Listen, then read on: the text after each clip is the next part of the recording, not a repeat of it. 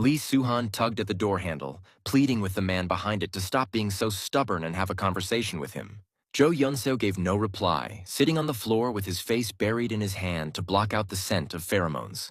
The protagonist could not fathom why his husband was holding back and resisting a natural process. Though he had assured him earlier that everything was fine, he was still met with refusal, and the thought crossed his mind that the issue lay in his amnesia. Jo Yeonseo declared that he was filing for divorce for his own good, but Lee Suhan was not ready to surrender so easily.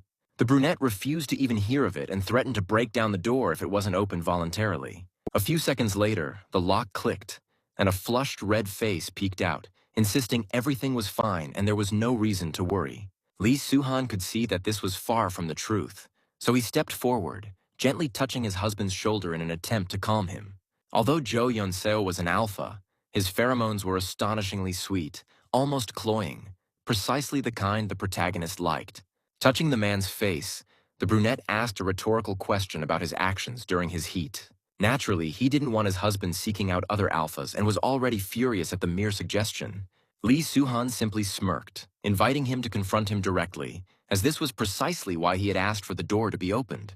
Unable to restrain himself any longer, Jo Yeonseo practically pounced on the brunette, kissing him and pulling off his clothes. He seemed to be in a rush, behaving clumsily, prompting Lee Suhan to pause briefly and ask him to be more careful. The blonde trembled involuntarily when the protagonist touched him, and it dawned on him that this was their first time together, despite being married for a whole year.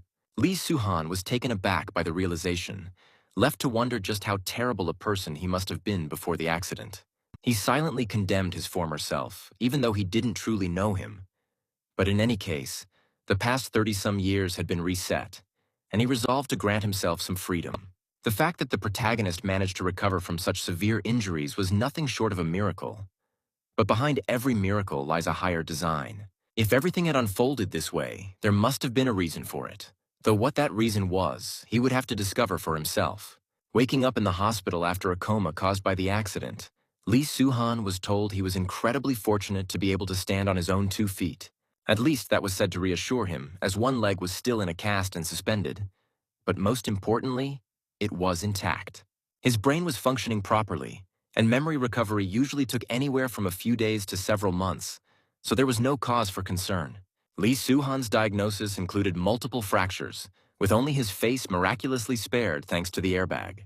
3 months had passed, and in total, the man had spent more than 10 weeks unconscious.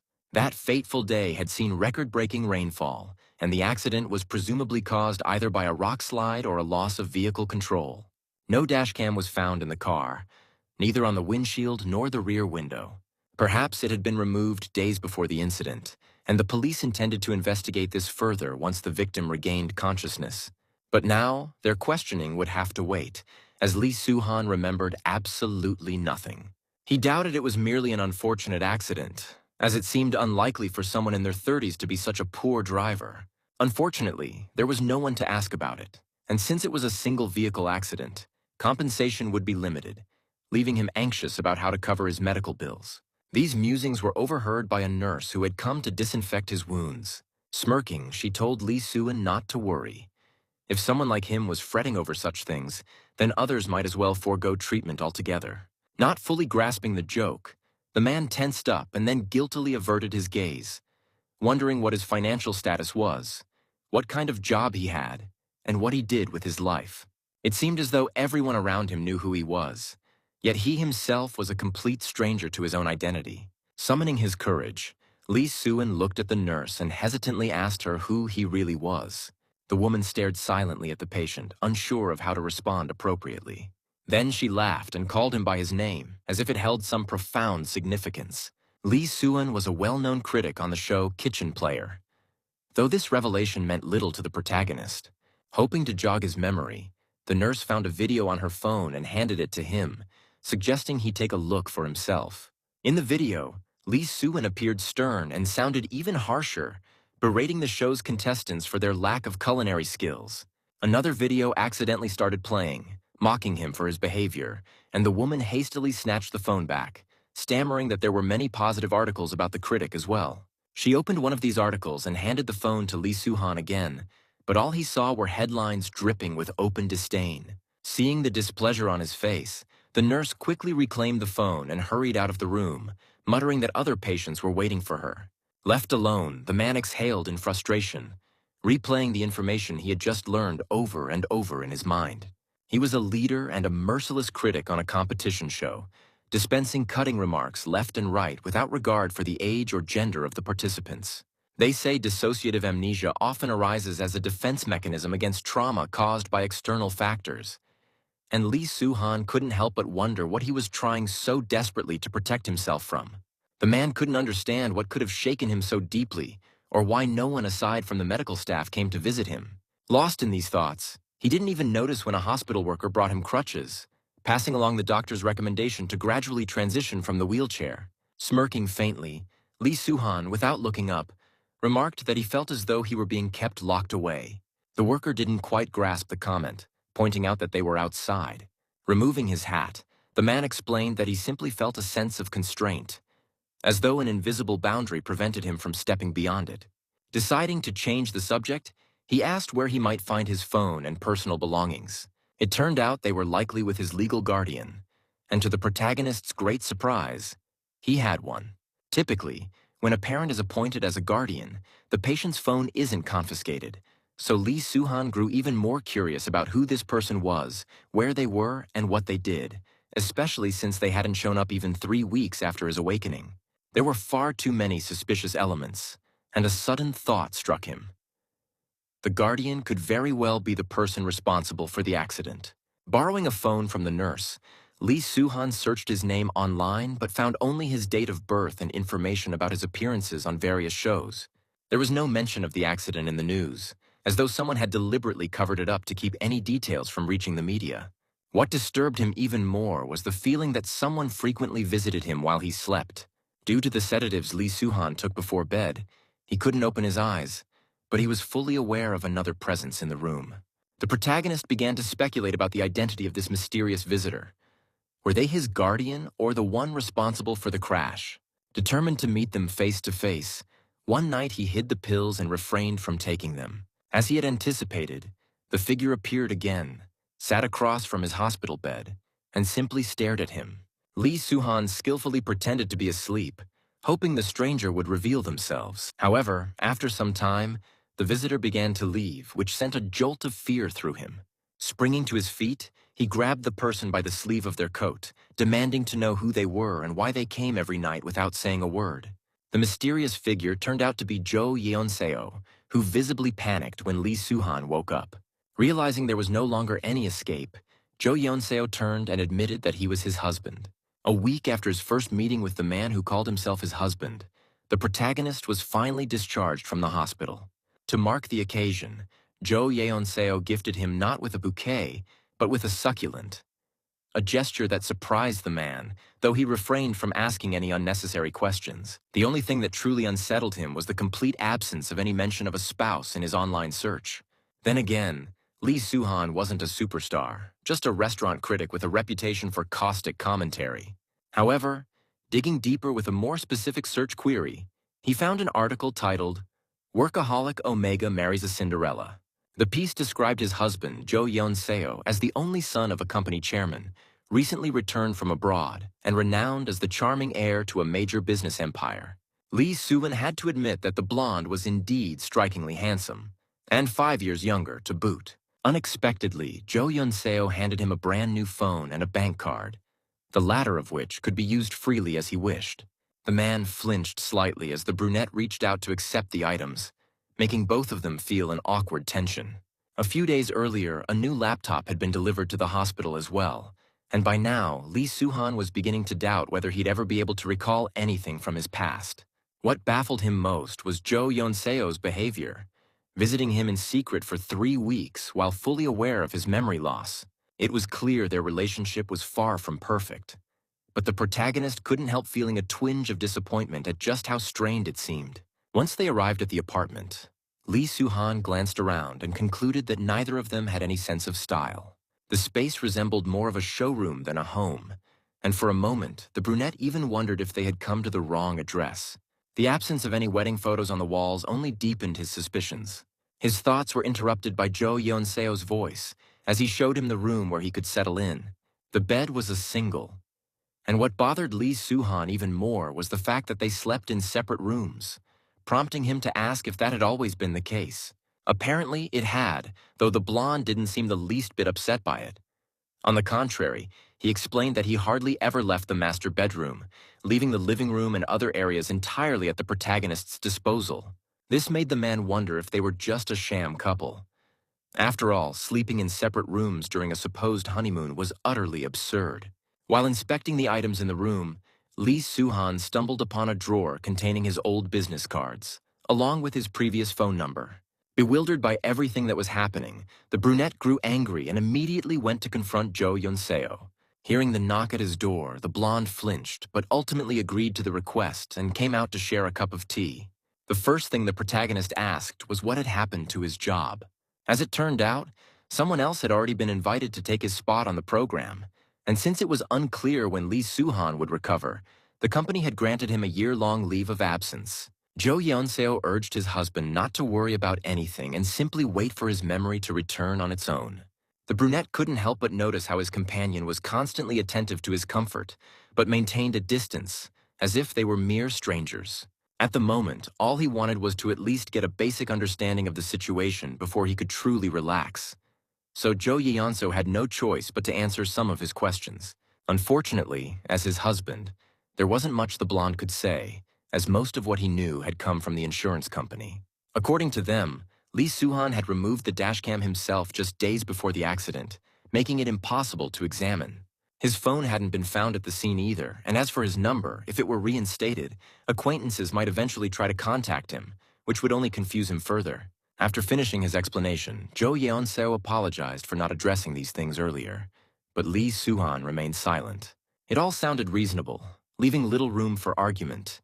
Yet he still felt at a loss over what could be done without a phone or dash cam. The blonde seemed to have already guessed that his husband suspected him of being involved in the accident. But given the unusual nature of the situation and the memory loss, he explained that he had to tread carefully. This time it was Lee Soo-han who apologized, admitting that he might have hurt Jo Yeon-seo's feelings and expressing gratitude for his patience. Still, one question lingered in his mind.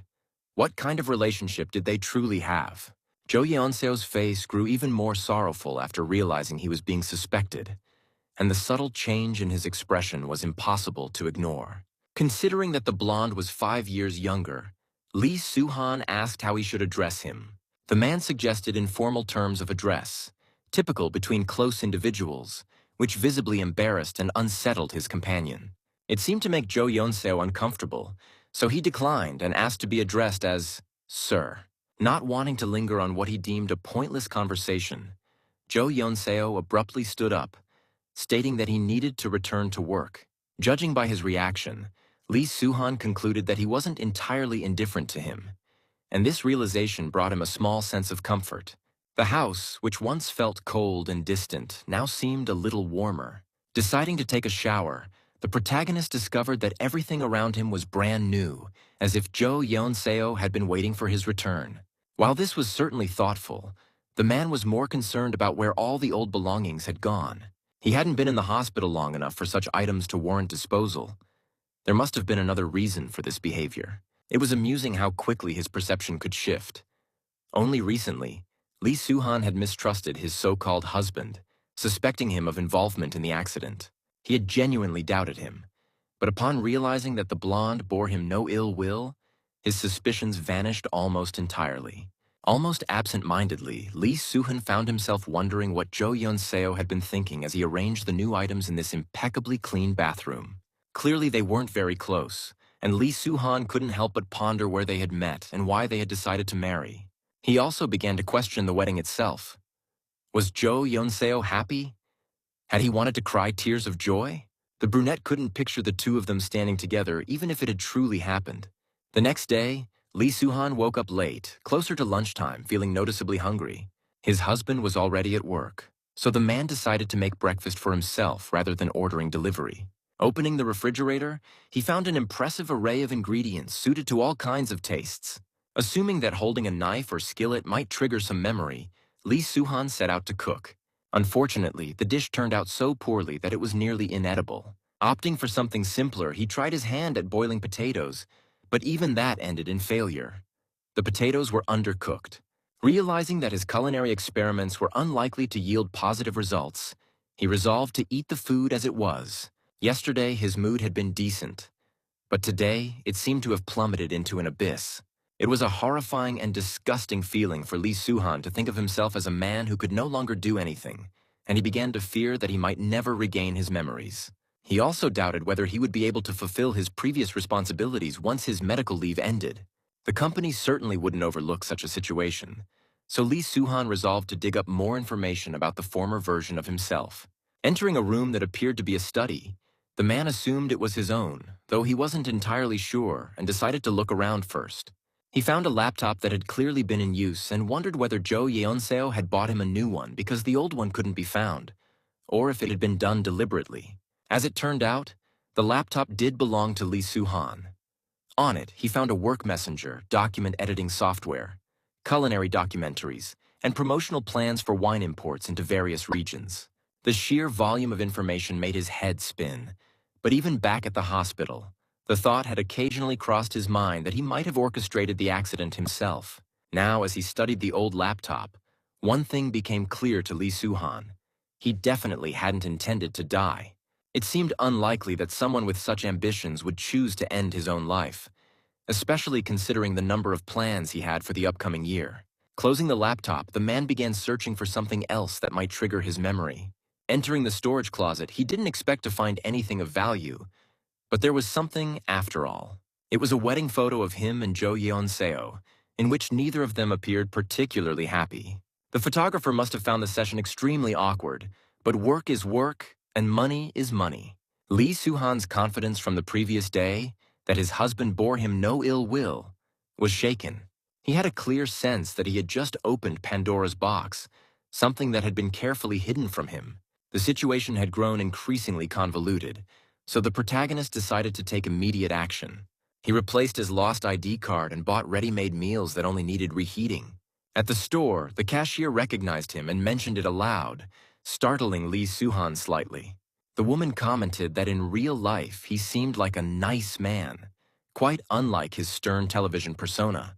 Bidding the cashier goodbye, the protagonist headed home, quietly noting to himself that he had often heard similar remarks while in the hospital. People who had never met the critic and entrepreneur Lee Suhan in person always said the same thing. The brunette grew curious about what those who knew him personally might think of him. His thoughts were interrupted by commotion near a bakery. He decided it would be a nice gesture to pick up some treats for his husband as a small gift. Returning home, he put the groceries away and settled in to wait for Jo Yeonseo. When his husband finally arrived late that evening, moving quietly through the hallway, he looked visibly unwell, and the protagonist grew worried about his condition. Hoping to catch his attention, Lee Suhan greeted him, startling him so much that he flinched. Jo Yeonseo froze, his gaze fixed on his husband, his expression shifting from fear to embarrassment in an instant. Alarmed by his own reaction, the blonde quickly retreated to his room, slamming the door shut behind him. The protagonist could only watch him go, left utterly perplexed by what was happening. Glancing at the pastries on the table, the man decided he couldn't just let the situation rest, so he knocked on Jo Yeonseo's door, inviting him to come out and have dinner together.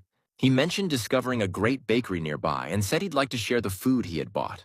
Unfortunately, there was no response from the room, which began to seriously irritate Lee Suhan. He started pounding on the door with his fist, determined to get an answer, repeatedly asking Jo Yeonseo if he was all right. After a while, the door finally opened, and the blonde peeked out, asking what had happened. It turned out he had been in the shower and hadn't heard anything, so the protagonist repeated his offer to eat together. Trying to avoid the invitation, Jo Yeonseo claimed he wasn't hungry and began to close the door, but Lee Suhan firmly held it open, refusing to let him shut it. Pushing the door wide open, the brunette laughed nervously, explaining that the pastries were far too much for him to handle alone, and that he urgently needed someone to help him finish them. Jo Yeonseo hesitated, clearly reluctant to engage, so the protagonist simply shoved the sweets into his hands, suggesting he eat them later. He added that he had picked the best ones and that it would mean a lot to him if Jo Yeonseo accepted the gesture. Even for Jo Yeonseo, it was a bit much, but he didn't refuse. After that, the two wished each other a good night and parted ways. Returning to the kitchen, Lee Suan chuckled to himself. Jo Yunseo might be the heir to a major corporation, but he acted like a frightened rabbit. Deep into the night, the protagonist had a dream, one of an intensely intimate nature. However, he wasn't entirely sure it was just a dream. The sounds were far too vivid, yet his body remained completely still and unresponsive. There was nothing pleasant about the realization that Lee Suhan had become the object of someone's lustful gaze while he was unconscious. Yet in that moment, he suddenly wished it had been Jo Yeonseo. Jolting awake, the brunette sat upright. Everything had felt so real that it stirred a strange curiosity within him. Quietly slipping into Jo Yeonseo's room, he mentally chastised himself for such behavior. But he couldn't simply let it go. Jo Yeonseo was the only one who had stayed by his side, and Lee Suhan wondered if he, too, had dreams like this. Or perhaps it wasn't even a dream at all, but a fragmented memory from their past. After all, they were married. But judging by the blonde's reaction to even the lightest touch, that possibility seemed unlikely. Of course, objectively, a person his age couldn't be called a child, but given his demeanor, it was hard not to think of him as one. Lee Suhan decided to keep his intimate dream a secret. If Jo Yeonseo ever found out, he would likely faint on the spot. The next day, the protagonist attended a meeting with producer Jo. The thought of reconnecting with someone from his work circles had barely crossed his mind when he received a call from the woman, a former colleague from the show. The man greeted her warmly, surprising Jo, whose eyes practically sparkled with astonishment. Feeling slightly awkward, Lee Suhan explained that his long hospital stay had left him unaccustomed to socializing. But that wasn't the real issue. The producer noted that the critics seemed to have changed drastically since their last meeting. After exchanging a few more words, the man placed an order with the waiter, asking for seafood pasta. Jo was visibly stunned and even joked, wondering if amnesia could alter a person's taste preferences. Lee Suhan didn't understand what she meant, so she explained that he had never ordered seafood in places like this before. He used to say that improperly prepared seafood would have a fishy smell, making it impossible to eat. The protagonist had already deduced that the old Lee Suhan had been rather picky, but now he was, in many ways, an entirely different person. The brunette, who remembered nothing, admitted as much to the producer, saying he was essentially a blank slate. Jo was taken aback by this revelation, fearing that he had forgotten even the most basic things. But fortunately, it wasn't that bad. Lee Suhan could still walk and use cutlery, much to her relief. She sighed and admitted that, had she not known about the situation, she would have thought he was someone entirely different, merely resembling Lee Suhan. His tone of speech, his facial expressions, everything had changed, so the protagonist asked her to share as much as she could about his past to help clarify his memories. Jo's mood shifted sharply, as she realized that if the critic regained his memory, it was unlikely they'd continue working together. But Lee Suhan reassured her not to worry about that. He was the one who had asked for the details, after all. Returning to a lighter mood, Jo began recounting his past in vivid detail. It turned out that the real-life Lee Suhan wasn't much different from his on-screen persona. He saw himself as superior to others, knew he was excellent at what he did, and skillfully balanced both his work and social life. Summarizing her words, it was all just criticism. His face burned with shame, though such a reaction was entirely uncharacteristic of the old Lee Suhan. Throughout the conversation, there was a genuine sparkle of interest in Jo's eyes, which, in some small way, was comforting. At the end, Jo handed the protagonist a resume he had sent to them several weeks prior. Naturally, most of the information was already familiar to him, but the producer had brought it in an organized format for him to review. She expressed hope that Lee Suhan would fully recover and return to work, promising to await his call. Back at home, the man began carefully studying the resume, and one section in particular caught his attention: his education.